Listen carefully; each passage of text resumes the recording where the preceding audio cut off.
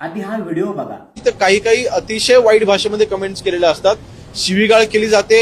मला वाटतं त्याच्यामध्ये कुठल्याही पद्धतीचं सेन्सॉरच नाहीये, त्याला फिल्टरच नाहीये. होय, एखादा म्हणजे समजा आपण फेसबुकला किंवा त्या कंपनीमध्ये जेव्हा आपण तक्रार करतो सायबरच्या मार्फत, त्यावेळेला ते अकाउंट डिलीट केले जातात, परंतु कमेंट्सवरती कुठलाही कंट्रोल नाहीये. मला वाटतं या बाबतीत नक्कीच नवीन कायदा तयार करण्याच्या बाबतीमध्ये विचार हा नक्कीच आम्ही करतोय आणि तो केला पाहिजे. काय रे, म्हणजे लोकांनी तुम्हाला चांगलं बोलावं असं जर तुम्हाला वाटत असेल तर तुम्ही कामं चांगली करा ना, लोक आपोआप चांगलं बोलतील. म्हणजे मुंबईमध्ये मॅनहोलमध्ये पडून 2-3 माणसं मेली, एक शाळेत जाणारा मुलगा झाड पडल्यामुळं मेला, करंट लागल्यामुळं 2-3 मुलं मेली.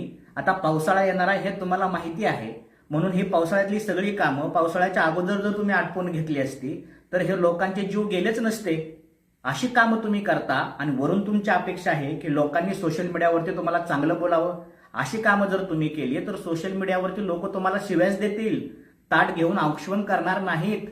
तुम्हाला नीटचा पेपर नीट घेता येत नाही, टीईटीचा पेपर नीट घेता येत नाही, ह्यांची फोडाफोडी कमी आहे की काय? म्हणून सगळं चाललेलं असताना सुद्धा तुम्ही विरोधातले आमदार खासदार फोडता आणि वरून तुमची अपेक्षा आहे की सोशल मीडियात लोकांनी तुम्हाला चांगलं बोलावं. अरे आपला नख वाढला तर आपण नख कापतो, बोट नाही कापत.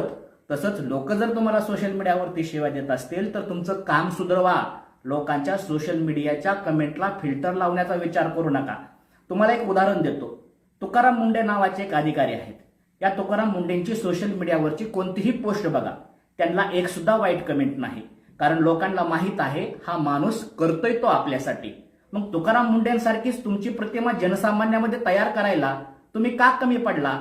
याचं आत्मचिंतन तुम्ही करा. सोशल मीडियावरच्या कमेंटला फिल्टर लावण्याचा विचार करू नका.